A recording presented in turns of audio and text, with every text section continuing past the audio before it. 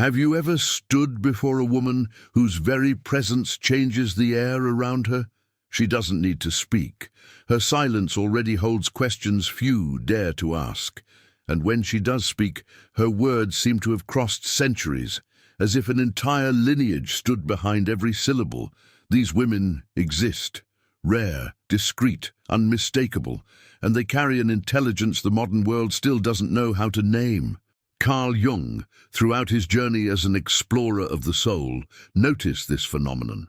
He called it the higher feeling function, a rare capacity to perceive invisible realities through the soul, not just the mind.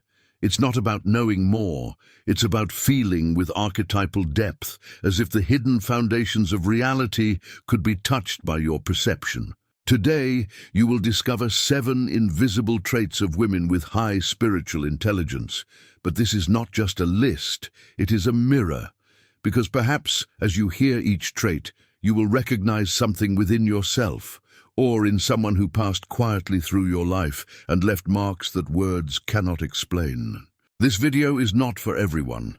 It is for those who know there is more, for those who feel they are here to remember something ancestral and unseen, for those who have the courage to look within and discover that the invisible is, in truth, the most real. Before we continue, if this introduction stirred something deep in you, like this video, subscribe to the channel and share it with someone you feel carries that silent light. You can comment, "I feel this intelligence within me," or "I recognize this woman in my lineage," because this is not content to be consumed, it is a calling to be remembered. Chapter 1, the first key, energy reading and the higher feeling function. She walks into a room and something shifts. Conversations soften, the air feels heavier or lighter.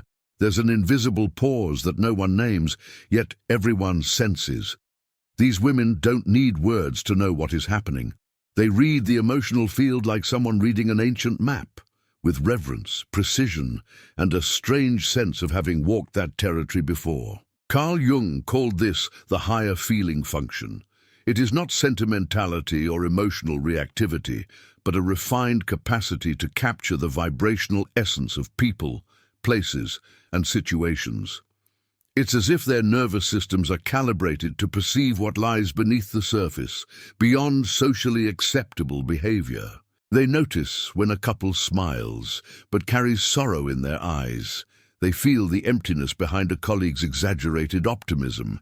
They detect the discomfort hidden inside forced compliments. And not because they are suspicious, but because they are attuned to the frequency of what is real. Often this gift is born from trauma. For centuries, women learned to read their environments as a means of survival, sensing a father's mood through the heaviness of his footsteps, catching subtle signs of tension before violence erupted. These skills, refined across generations, became a kind of archetypal emotional intelligence. And even without knowing it, many inherit this radar. They feel drained in crowds. They absorb the pain of strangers. They know things they shouldn't know and can't explain how they know. But there is a price. To see clearly is to see what others try to hide. To feel deeply is to recognize masks, disguises, distortions, and this brings discomfort, both to the one who sees and to the one being seen.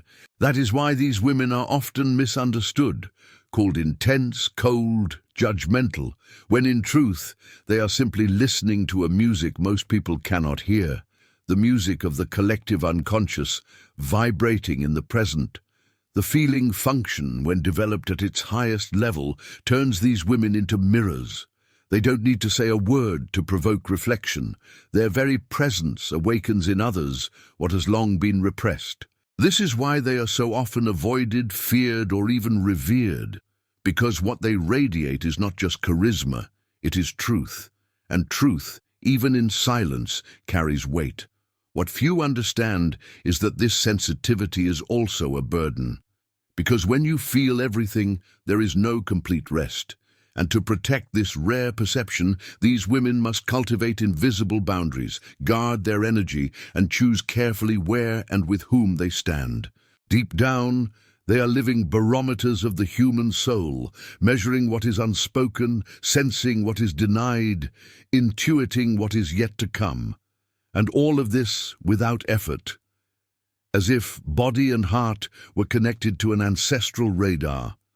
If you've ever felt strange for sensing too much, if you've ever doubted your perception because it seemed exaggerated, perhaps it is not a flaw. Perhaps it is your first key. Chapter 2, the second key, connection to the collective unconscious and the signs of the invisible.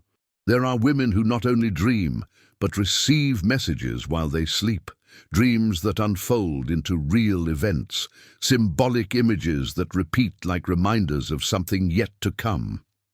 These women live in direct connection with what Jung called the collective unconscious, a reservoir of symbols, archetypes, and universal narratives that unites us all, transcending cultures, times, and borders.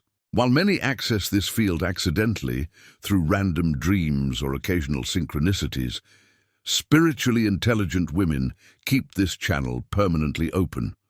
They are translators between two worlds, the visible and the symbolic. They understand that a butterfly entering through the window may be more than an insect, that a recurring number is not mere coincidence, but a coded language of destiny. That meeting an unexpected person at the exact moment a crucial decision must be made is not chance. It is symbolic orchestration. Jung observed that some people possess what he called a more permeable ego boundary. In other words, they are less rigid in separating self from world, conscious from unconscious. This allows symbolic messages to enter more easily, without those people losing themselves in them. These women dream of water and know they are about to cross into a phase of emotional healing. They encounter the same animal repeatedly and understand that their instinct is trying to speak.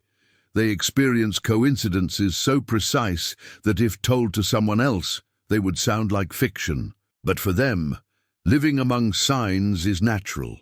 They don't seek miracles. They live as part of the miracle of symbolic existence. They trust the invisible more firmly than many trust the tangible. This sensitivity to synchronicities is not limited to personal growth.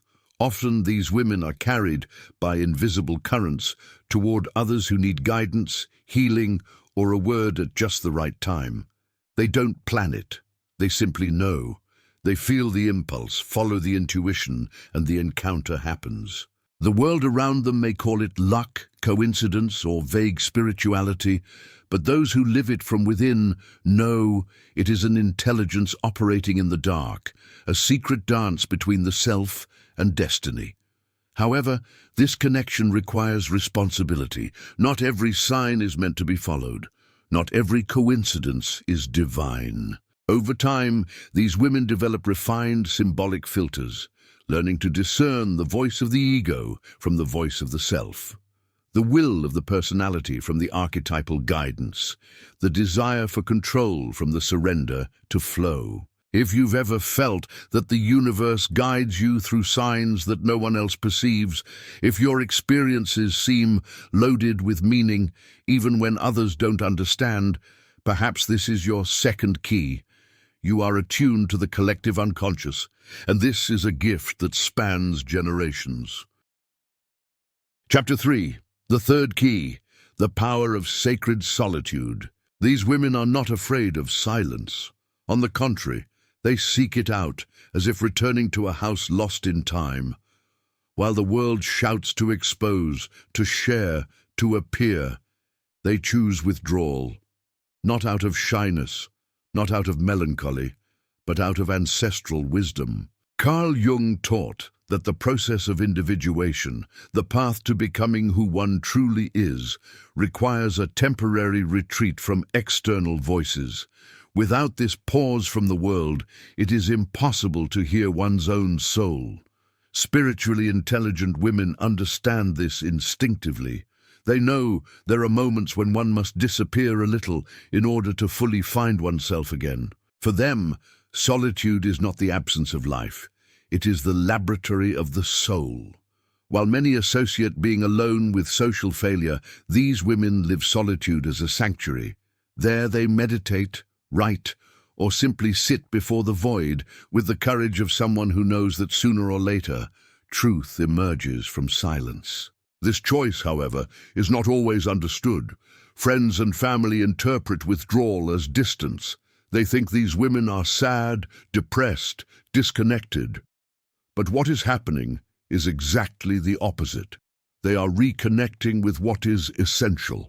In a world increasingly extroverted and restless, this need for pause seems exotic, even suspicious. Yet there is a spiritual truth that can only be discovered in the space between one stimulus and another, between one cycle and the next. It is in these periods of chosen isolation that these women process, integrate, and transform. They return from these phases with greater clarity, inner strength, and wisdom. And so, even when they rejoin others, they no longer belong to the same inner place from which they departed. There is a natural cyclical rhythm that guides these women. Like the phases of the moon, they expand and withdraw, illuminate and darken. And their wisdom grows, not in spite of solitude, but because of it. They learn to recognize the difference between the isolation that wounds and the solitude that heals. They do not withdraw as an escape, but as a dive. They do not step back to forget the world, but to remember who they are beneath the masks the world demands. If you have ever felt guilty for needing space, if you have ever been misunderstood for not wanting to be constantly available, perhaps this is your third key. You are following the rhythm of the soul, and at the center of silence lies the sound of your truth.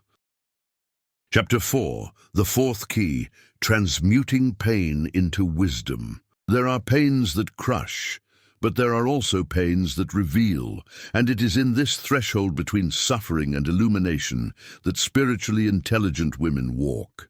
Carl Jung observed that deep transformation of the self only happens when we can tolerate the conflict of opposites, between light and shadow, between who we were and who we are becoming. He called this process the transcendent function, the inner alchemy that is born when we do not flee from pain, but face it until it returns something sacred. These women do not merely survive what they have lived, they descend willingly into their own underworld, revisiting traumas, confronting fears, facing losses, and return with a gift in their hands.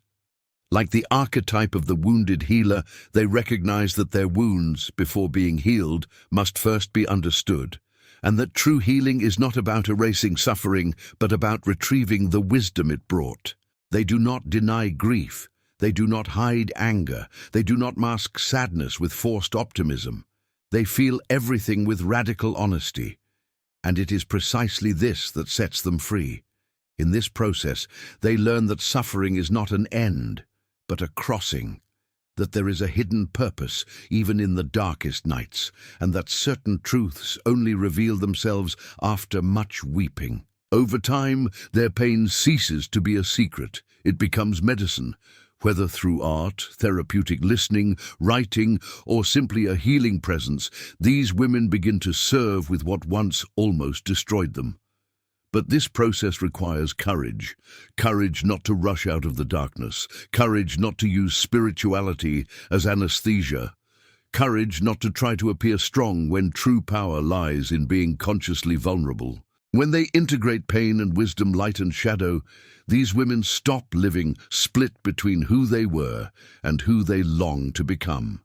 They become whole, and this wholeness radiates, silent, transformative, wherever they are.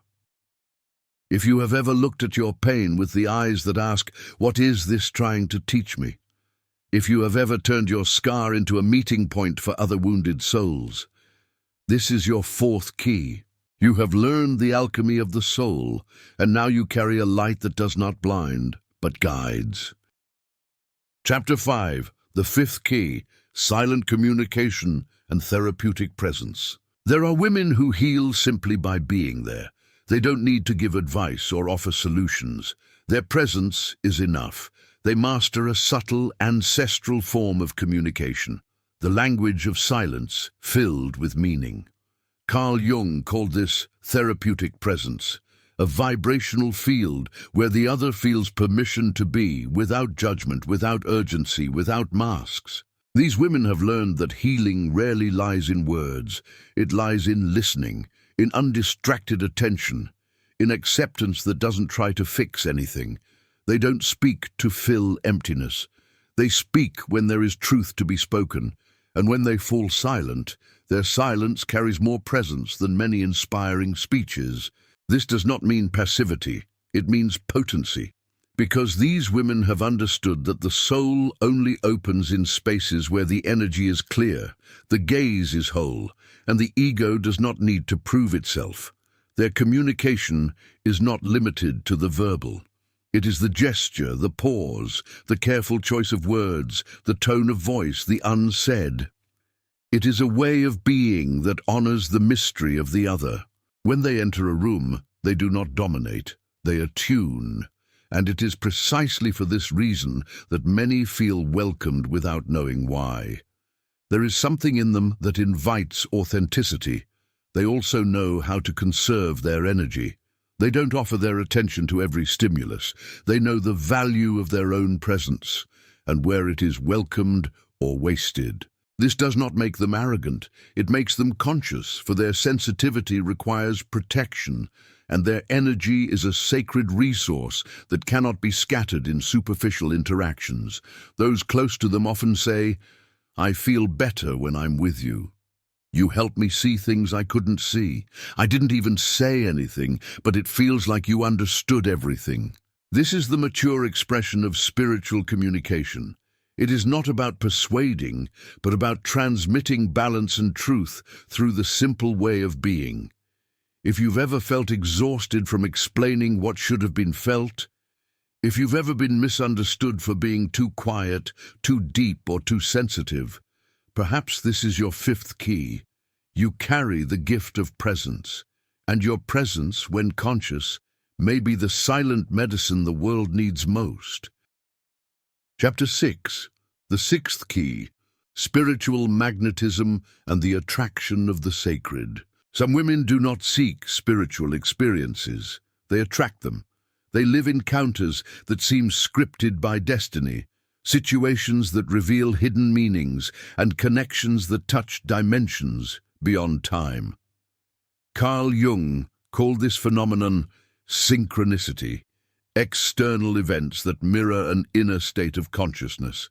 But in certain people, these meaningful coincidences seem not to be exceptions, but rather a natural way of existing.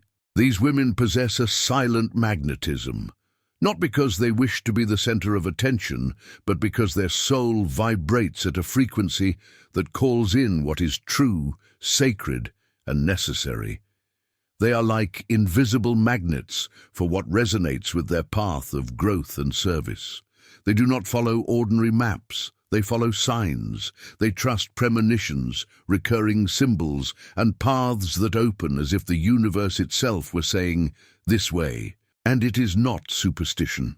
It is alignment with something greater. It is walking with the unconscious as an ally, like a compass that doesn't point north, but toward meaning. Jung said that consciousness, when aligned with the self, the organizing center of the psyche, becomes capable of attracting events with transformative significance. That is exactly what happens with these women. Their lives become fields of symbolic attraction. They meet someone at the exact moment they needed to hear a truth. They find a forgotten book containing the answer they were searching for. They receive an unexpected invitation that transforms the course of their journey. But this magnetism requires discernment. Not everything that shines is guidance. Not every sign is true. These women learn to distinguish the call of the ego from the summons of the soul. Over time, they develop fine spiritual filters.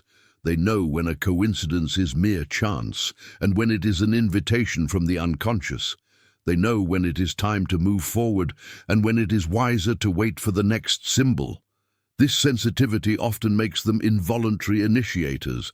Their presence in groups provokes inner ruptures in others. They awaken questions, shift structures, even without intending to teach anything. It is because their energy invites others to align with their own center as well, as if they were catalysts of transformation, not through words, but through vibrational presence. And the more mature they become, the simpler they seem. They stop seeking recognition, status, or validation. They begin to live with the serenity of one who knows they are fulfilling an invisible calling. If you have ever felt that certain people, messages, or paths arrive in your life with inexplicable precision, if your life seems to be woven through by coincidences that transform, perhaps this is your sixth key. You carry the magnetism of the spirit, and wherever you go, reality rearranges itself to reveal what must be seen. Chapter 7.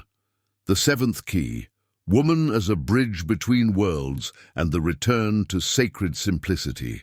At the height of their journey, these women do not become extraordinary in the eyes of the world. They become silently whole, and it is precisely in this quiet integrity that their true greatness resides. Carl Jung observed that after integrating light and shadow, conscious and unconscious, the human being undergoes a phenomenon he called the return to simplicity. Not a naive simplicity, but the sacred simplicity of one who has walked through the labyrinths of the soul and can now move with lightness. These women no longer define themselves by their gifts, their traumas, or the complexities of their spiritual path. They live what they are, without the need to display or prove. The extraordinary has become the new natural, and for this reason, there is no longer a need for spiritual theatricality nor for identification with labels or titles. They become living bridges between two worlds, between the visible and the invisible, between the profane and the sacred, between matter and spirit. They know how to wash dishes in a state of prayer, how to welcome a friend with the wisdom of a priestess, how to tend to daily life as one tends to an altar. The world may not recognize them. They may never stand on stages. Their names may never circulate in circles of prestige, but their influence spreads subtly and deeply, like silent roots that keep alive the forest of the collective soul. They understand that true spiritual service is rarely flashy, and that their greatest contribution may be invisible. A gaze that awakens, a silence that heals, a choice that changes someone's destiny without anyone noticing. These women live with a kind of peace that is not the absence of conflict, but the presence of meaning. They are not preoccupied with what others think of them because they are busy being faithful to who they are, and it is this fidelity to the soul that makes them channels for something far greater. If you have ever felt called to simply be, if you sense that your spiritual path has led you to less performance and more presence, this is your seventh key. You have become a bridge between worlds, and you carry, in the simple gesture and the attentive listening, the echo of something eternal. Conclusion: the journey of the spiritually intelligent woman and the invitation to the inner community. These 7 keys are not steps of spiritual hierarchy. They are mirrors, fragments of an ancient wisdom that lives within you, even if still asleep. The spiritually intelligent woman is not born ready, nor does she receive external titles. She is forged in silence, shaped by pain, refined by intuition, and recognized by the invisible. She walks between worlds, and in doing so, she opens paths for others to awaken as well. Her journey is solitary, but she is not alone. She belongs to an invisible lineage of women who, generation after generation, keep alive the spark of the sacred in the world. Women who trust their feeling, who honor the cycles, who transform suffering into wisdom, who speak little but say much, who magnetize the spiritual, not out of desire, but by resonance. But perhaps the most beautiful aspect of this intelligence is not the gift, but the humility of living it with simplicity. These women do not consider themselves special. They consider themselves responsible for caring for their own energy, for discerning what serves the soul, for remaining faithful to what is true, even when that means losing external acceptance. They know that their greatest contribution will not be measured by likes, applause, or diplomas, but by the silent transformations they cause in the hearts they touch. If you recognized yourself in some aspect of this journey, if you felt something awaken, echo, or warm within you, know this: it is not coincidence, it is memory. The memory of who you are beneath the masks, the memory of your place in the web of the invisible, the memory of a wisdom that is not learned, but remembered. Share in the comments which of the 7 keys resonated most with you. Tell your story, not to expose yourself, but to recognize yourself, and in doing so, help other women recognize themselves as well. Like this video, subscribe to the channel and share it with someone who carries this depth, even if they don't yet know how to name it. Here, we create a space to remember, to feel, to honor, because there is an invisible intelligence flowing among us, and it lives through you.